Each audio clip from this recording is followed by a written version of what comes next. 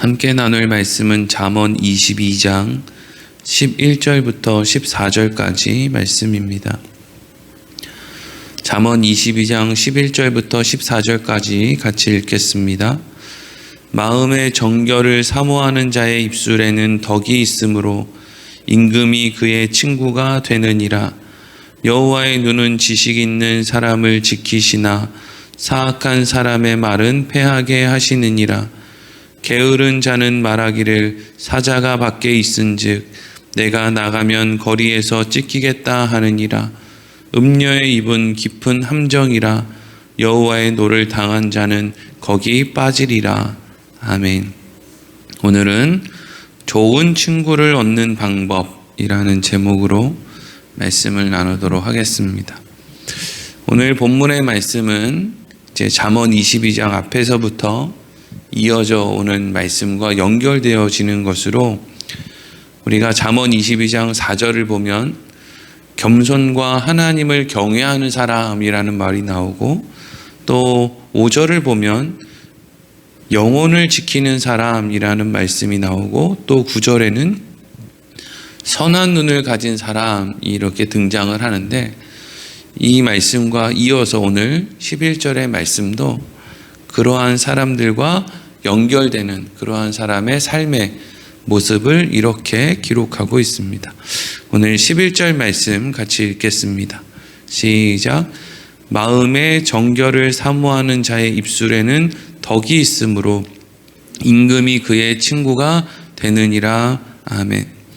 마음의 정결을 사모하는 사람, 여기 정결이라는 말은 히브리어로 타호르라고 하는데 순수한 마음, 깨끗한 마음을 의미합니다.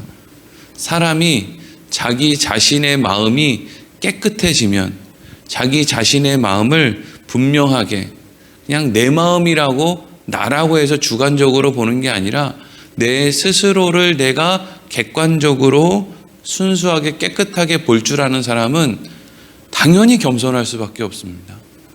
여러분, 우리가 하루에도 몇 번씩 마음이 바뀌고 연초마다 결심했는데 며칠 지나지도 않아서 금방 또 흐트러지고, 인생의 어려움을 겪어서 내가 다시는 이거 안 해 라고 해놓고 또 시간이 지나면 내가 그 짓을 하고 있고, 그것을 보면 내가 누군가에게 이래라 저래라 할 수 있는 사실 자격이 있나, 실력이 있나, 지혜가 있나, 이걸 스스로에게 정결하게 깨끗하게 순수하게 적용을 하면 마음의 정결을 사모하는 사람은 겸손할 수밖에 없다는 거죠.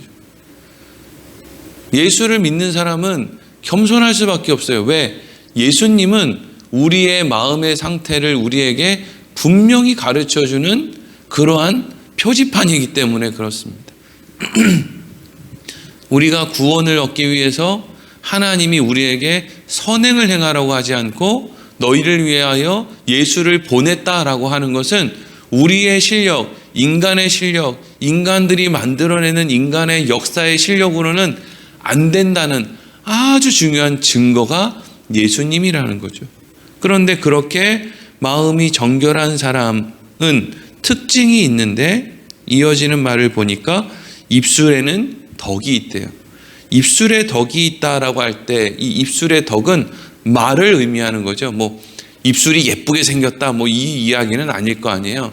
입술을 통해서 나오는 말, 그 안에 덕이 있다라고 하는데, 이 덕이라고 하는 말은 또 히브리어로 헨이라고 하는데 호의, 은총, 은혜를 이야기합니다. 그러니까 내가 내 스스로를 보았을 때 나도 별 볼 일이 없어서 겸손할 수밖에 없는 사람은 저절로 다른 사람과 말을 할 때 어떤 식의 말이 나오느냐? 호의, 은총, 은혜.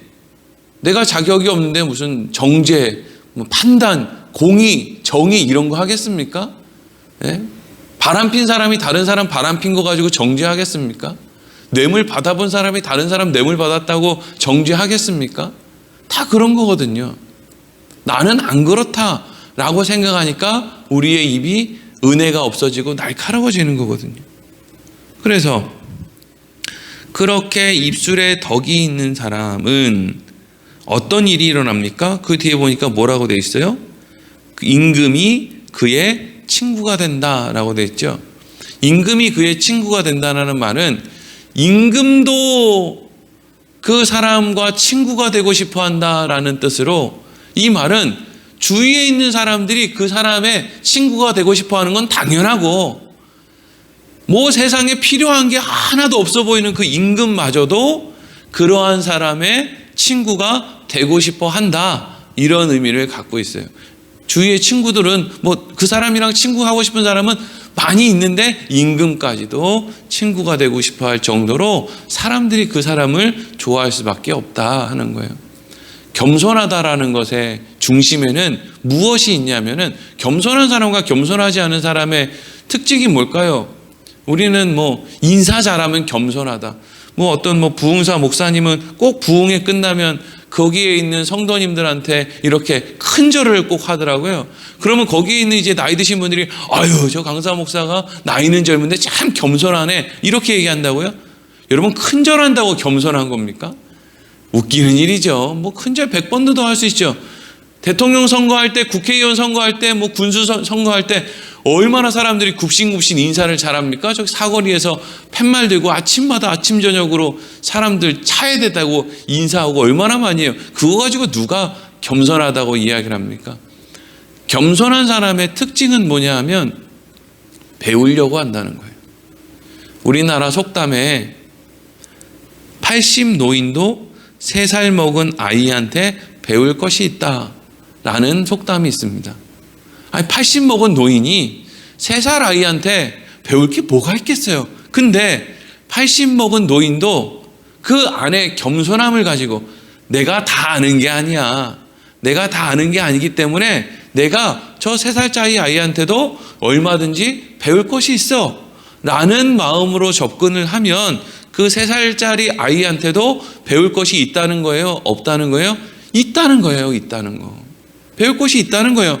3살짜리 아이에게도 배울 것이 있다는 거예요. 옛날에 제가 대학교 다닐 때 한 그 수업을 하는데 어떤 교수님이 무슨 이야기를 하냐면, 자기가 이제 어떤 사람이 자기가 어떤 모임에 이렇게 갔는데 거기가 좀 이상한 것 같다고 자기랑 좀 같이 한번 가달라 그래서 거기를 갔는데, 거기가 옛날에 아주 초창기 때 신천지 모임이었던 거예요. 그러니까 그 대학 교수가 뭐 그 신천지 모임을 따라갔으니 눈에 보이는 것이 다 뭐 이상하겠죠. 말씀도 이상하게 풀고 거기 있는 사람도 이상하고. 그런데 그날 이제 그 교수님이 수업 시간에 한 이야기 가운데 하나는 뭐냐면, 그래도 여러분, 그 사람들이 모여있는 그 신천지, 우리가 이단이다, 막 거기 무슨 교주가 있다, 그 난리를 치는데도 거기에서 내가 배울 것이 있었다는 거예요. 배울 것이 있었다는 거예요. 사람들을 대하는 거, 사람들을 웃는 표정으로, 따뜻한 마음으로 사람들을 환영하고 대하는 거기가 정말 마음이 막 그냥 흔들릴 정도였다는 거예요. 우리는 진리를 쫓는데 우리는 웃는 게 어렵고 말 한마디 하는 거 상냥하게 하는 게, 아니 진리를 따르고 예수를 따르고 바른 것을 행하는데 우리는 그렇게 잘 웃지도 못하고 잘 상냥하게 말하지도 못하고 그러지도 못하는데, 아니 거기는 이단이라고 우리가 맨날 정죄하고 그렇게 하는데, 아니 거기도 얼마든지 배울 게 있더라는 거예요. 여러분, 배워야 될 건 마땅히 배우는 게 맞는 거죠. 그 사람이 이상한 논리를 갖고 있다고 배울 게 없는 게 아니라는 거예요. 아니 저 목사가 지금 신천지한테 배우자는 거야? 라고 이 이야기를 뭐 듣는 사람이 있으면 들을 귀가 없는 사람이죠. 어린아이한테도 배울 게 있다고요. 겸손한 사람은 상대방과 대화를 할 때 난 저 사람을 가르쳐야 되는 사람이야 라는 생각을 하는 게 아니라, 난 저 사람한테 배워야 되는 사람이야 라고 생각을 한다고요. 여러분 생각을 한번 해보세요. 누군가랑 대화를 하는데 상대방이 나한테 나 잘 몰라요, 저 좀 가르쳐 주세요 라고 하는 사람이랑 가깝게 지내고 싶어요? 아니면 너 이것도 몰라? 너 이거 알아야 돼, 나한테 배워 라고 하는 사람이랑 가깝게 지내고 싶으세요? 그 이야기거든요. 자기 자신이 온전하지 못하기 때문에 겸손하고, 겸손하기 때문에 상대방에게 그 겸손한 마음으로 덕이 있는 말, 은혜의 말을 하면서 누군가에게 배우려고 하는 자세로 그 사람에게 나아가면, 세상의 임금도 그런 사람과 친구가 되고 싶어서 그런 마음으로 찾아온다는 거예요. 그러니까 결국에는 이런 말씀을 통해서 우리는 뭘 알 수 있냐? 하나님의 말씀대로 산다는 건 결국에는 내가 좋은 거구나 라는 걸 아는 거죠. 여러분, 사람들이 다 나를 친구로 사귀고 싶어 하는데 그 사람이 얼마나 행복하겠어요? 사실 인간에게 있어서 행복이라는 게 물질로부터 오는 게 아니라 사실 관계 때문에 오는 거거든요. 관계 때문에 오는 행복을 잘 얻어 누리려고 돈도 벌고 싶은 거 아닙니까? 네? 좋은 거 사고 싶은 게 뭐예요? 사람들이 와, 너 그거 멋있다, 너 집 좋다, 차 좋다, 야, 너 옷 예쁘다. 이게 뭐예요? 다 관계를 하려는 거거든요. 아무도 알아봐 주지 않는데 좋은 집 살고 좋은 차 타고 좋은 옷 입고 이거 재미 하나도 없는 거거든요. 그러니까 하나님 말씀대로 살아서 겸손한 마음으로 사람에게 덕을 끼치면서 그리고 사람에게 배우려고 하는 자세를 가지면 결국엔 그것이 누구에게 유익이고 행복이라는 거예요? 나 자신에게 유익이고 행복이라는 거예요. 그러니까 그리스도인들은 주위의 사람들이 자꾸 많아져야 되는 거예요. 그러니까 우리 입술에는 너 왜 주일날 교회 안 나와? 당신은 예수 안 믿어. 당신 그렇게 하면 지옥 가? 자꾸 이런 말로 주위에 있는 사람을 떨어뜨리는 인생이 아니라, 그래 봐야 그 사람들이 예수 믿습니까? 하나님이 은혜로 성령으로 그들을 인도해야 예수도 믿는 거지, 내 새치혀가 그 사람을 막 이렇게 다룬다고 그 사람들이 교회에 나옵니까? 그게 아니라면 우리도 믿지 않는 사람들에게 배우려고 해야 된다는 거죠. 그 사람들이 예수 안 믿는 걸 배우라는 이야기가 아니라 3살 아이한테도 배울 게 있으니까 얼마든지 그 사람들에게 배우려고 하라는 거예요. 겸손하라는 거예요. 그게 겸손이라는 거예요. 목사가 교인들한테 가르치려고만 하지 말고 교인들에게 배우라는 거예요. 배울 게 한두 가지입니까? 모든 게 다 배울 거지. 사실 교인들이 목사한테 배우는 게 아니라 목사가 교인들한테 배워야 돼요. 그렇지 않습니까? 목사는 봉급을 받으면서 교회에 있는 사람이고 다른 교인들은 다 본인들이 헌금을 하면서, 물론 목사도 헌금을 하지만 봉급 받지 않고 그냥 헌신하면서 오는 사람인데 누가 누구한테 배우고 누가 누구를 가르치겠습니까? 그게 겸손한 사람의 모습이고 그렇게 사는 것이 유익이다 하는 거예요. 그런데 그러한 반면 12절 보겠습니다. 12절 시작. 여호와의 눈은 지식 있는 사람을 지키나 사악한 사람의 말은 패하게 하시느니라. 아멘. 하나님의 눈이 이 세상 모든 곳에 다 있습니다. 우리가 하나님의 눈이 이 세상 모든 곳에 있다는 것을 자꾸 잊어버리기 때문에 다른 사람을 막 무시하고 정죄하고 다투고 판단하고 막 교만하고, 하나님의 눈이 내 앞에 있으면 당연히 사람들 다 겸손해지겠죠. 어디서 너 이래라 저래라 할 수 있겠습니까? 예? 어디서 목사들이 당신 이거 말 안 하면 뭐 주의 종한테 순종하네, 이런 말을 주의 눈이 보고 있다고 생각하면 어디 그런 말을 하겠어요. 그런데 그렇게 여호와의 눈은 지식 있는 사람을 지킨다. 이 지식 있는 사람이 뭐예요? 앞에서 이야기하는 정결한 마음을 사모하는 사람, 또 겸손과 하나님을 경외하는 사람, 영혼을 사랑하는 사람, 선한 눈을 가진 사람, 이 모든 것을 다 이야기하는 거죠. 이 여호와를 경외하는 것이 지식의 근본이라고 그러지 않습니까? 그러니까 여호와의 눈은 그런 지식이 있는 사람, 겸손한 사람을 지킨다. 그런데 사악한 사람의 말은 패하게 한다. 이게 무슨 말이냐면요, 앞서서 그런 얘기 했잖아요. 겸손한 마음, 겸손한 말, 이것이 친구를 만들어주고 임금까지도 친구가 되게 해준다. 근데 여러분, 이것이 그 마음에서 나와야 되는 것이지 말재주로 되는 것은 아니다라는 걸 얘기하고 있어요. 그러니까 우리가 사실 말로 스스로를 겸손한 척 하는 사람들이 얼마나 많이 있습니까? 예? 대통령 선거할 때 또 뭐 국민을 위해서 뭐 납작 뭐 엎드려 가지고 뭐 그런 대통령 본 적도 없어요. 무슨 뭐 하다못해 여기 군의원만 돼도, 시의원만 돼도, 국회의원도 아니고 군의원, 시, 아니 하다못해 동네 이장만 해도 얼마나 하기 전에는 그렇게 겸손한 말을 그렇게 잘 내뱉다가 시간만 지나면 얼마나 그렇게 교만해집니까? 네. 이게 뭐 사람들 다 그렇죠. 자기 목적을 이루기 위한 겸손이 있다는 거예요. 그런데 그런 사람의 말, 겸손과 반대되는 사악한 사람의 말, 이 말은 결국 어떻게 되느냐? 패하게 한대요. 그러니까 하나님이 정말 그 마음 안에 순수함이 있어서 하나님 맞아요. 저는 너무 부족하고 연약해서 저는 배워야 돼요. 하나님 저는 겸손해야 돼요. 이런 마음으로 살아가는 사람, 말하는 사람, 순수함이 있는 사람은 하나님이 지켜주신대요. 근데 순수한 척, 겸손한 척 하는 것으로 자기의 목적을 이루려고 하는 사람은 결국에는 어떻게 되느냐? 패하게 하신다라고 되어 있는데 여기 패한다는 말이 히브리어 살라프라고 하는데 왜곡된다, 비틀어진다라는 의미를 갖고 있어요. 내가 겸손한 척 하는 말로 친구를 사귀기 위해서 이런저런 이야기를 한두 번 할 수 있는데 시간이 지나면 이상하게 그것이 상대방과의 관계에서 나는 그런 의도로 말한 것이 아닌데 왜곡이 되고 비틀어져서 결국에는 내가 원하는 결과를 얻지 못한다라는 거죠. 그래서 여러분 이 세상의 역사가 하나님이 원하시는 방향대로 그렇게 흘러가는 거예요.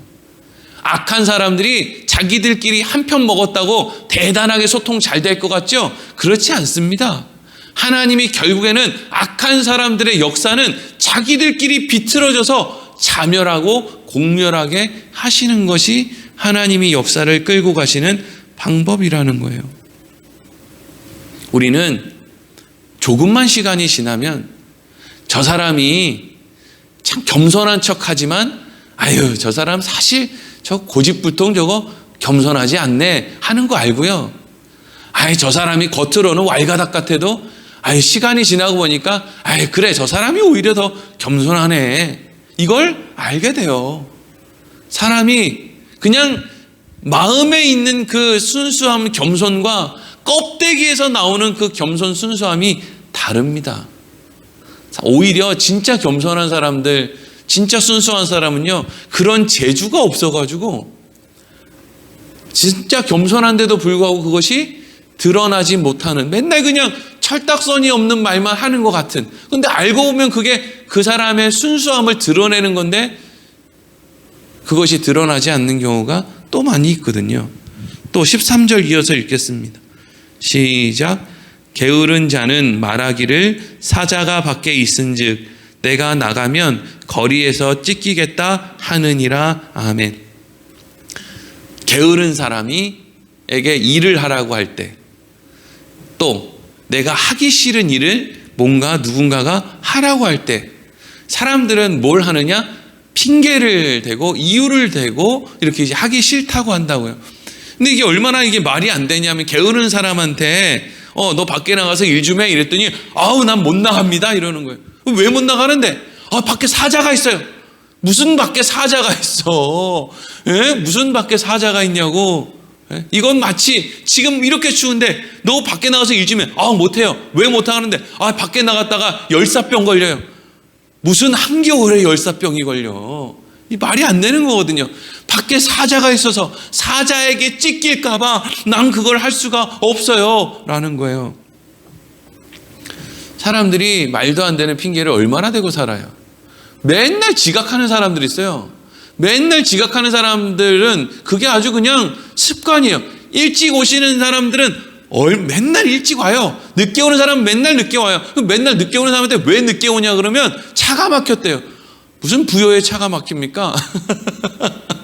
우리가 무슨 서울 살아요? 부여 사는 사람인데 그리고 또 목사님들도 어디 모이자 그러면요 가까이 있는 사람들이 맨날 늦게 와요. 가까이. 예? 부여에서 서울 가는데 1시간 전에 도착하는데 서울 사는 사람들이 늦게 온다니까요. 이게 말이 되는 거예요 이게. 예. 말도 안 되는 핑계를 대요. 내가 전화하면 안 받아. 근데 자기가 필요할 때는 또 전화해가지고 또 왜 이렇게 전화를 빨리 안 받냐고 또 뭐라고 해요. 별의별 사람들이 다 있어요. 그런데 지금 이 이야기가 왜 이 맥락에서 지금 등장하고 있느냐? 우리가 이런 사람이 있다는 거예요.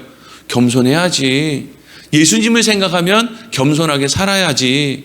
우리가 어떻게 예수를 믿는다고 하면서 겸손하지 않고 배우려고 하지 않고 내 뜻대로 행하려고 그렇게 하나. 그런데 지금 말고 요 일만 끝나고 겸손하지 뭐. 이 생각에 대해서는 내가 겸손하지 않고 내 말이 옳고 다른 일에 대해서는 내가 겸손할게. 점심 식사 메뉴 정할 때는 내가 겸손하게 할게. 그거 말고 내가 정치 얘기나 경제 얘기나 무슨 자녀 교육 얘기나 이런 거 할 때는 내가 겸손한 걸 좀 미뤄두더라도 내가 다른 거 할 때는 내가 겸손하게 할게. 이게 뭐예요? 다 핑계 되는 거예요. 핑계. 모든 영역에 있어서 겸손해도 괜찮습니다. 하나님이 베드로에게 너 부정한 음식 먹어 이렇게 말씀하셨죠. 그랬더니 베드로가 하나님 지금 무슨 얘기하는 거예요? 부정한 음식을 왜 먹으라고 하는 거예요? 진짜 이상한 하나님이네. 그랬더니 하나님이 네가 정하냐? 부정하고 정한 걸 네가 정하냐? 내가 정하는 거 아니야. 여러분 왜 소는 정결하고 돼지는 부정합니까? 하나님이 정하셨기 때문이죠. 근데 오늘날에는 그런 것도 없어요. 구약 시대에만 그때만 하나님이 그냥 그렇게 정하신 거예요. 지금은 그렇지 않습니다. 하나님이 정하셨기 때문이죠.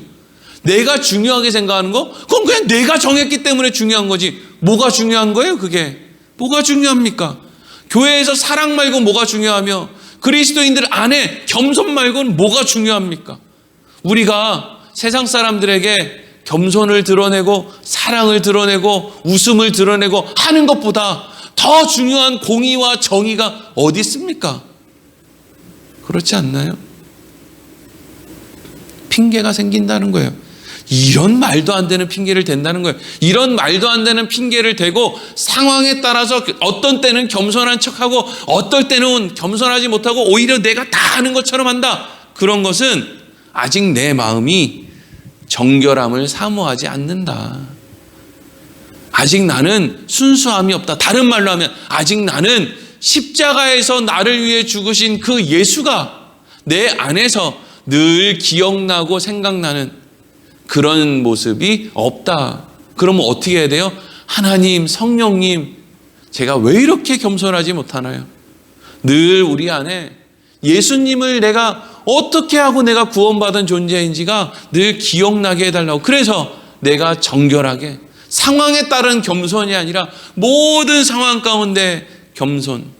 3살짜리 아이에게도 배울 것이 있는 그 태도, 그 마음으로 살아가게 해달라고 우리가 그렇게 기도하는 거죠. 뭘 기도하겠어요? 그리고 마지막으로 14절 읽겠습니다. 시작. 음녀의 입은 깊은 함정이라 여호와의 노를 당한 자는 거기 빠지리라. 아멘. 음녀라는 것은요, 음녀.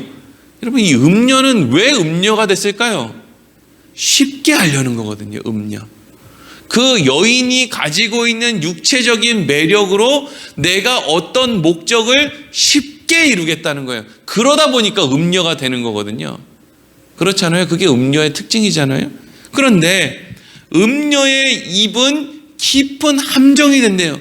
우리가 하나님의 말씀을 듣고 하나님의 말씀을 따라서 정결한 마음으로 겸손하게 상대방에게 은혜를 베푸는 말을 하고 그것을 통해서 친구를 사귀고 이게 여러분 이게 하나님이 우리에게 말씀하시는 우리 삶의 바른 모습이에요. 근데 이렇게 하는 게 쉬운가? 아니거든요.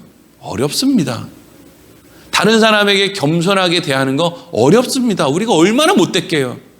우리의 육신이 이 욕심이 얼마나 매 순간 일어나는데요. 뭐 목사든 아니든 무슨 뭐 기독교인든 아니든 뭐 운전 좀 하다가 그냥 누가 쑥 끼어들면 그냥 욕부터 나오는 게 그게 여러분 우리의 모습 아닙니까? 무슨 겸손이 있어요.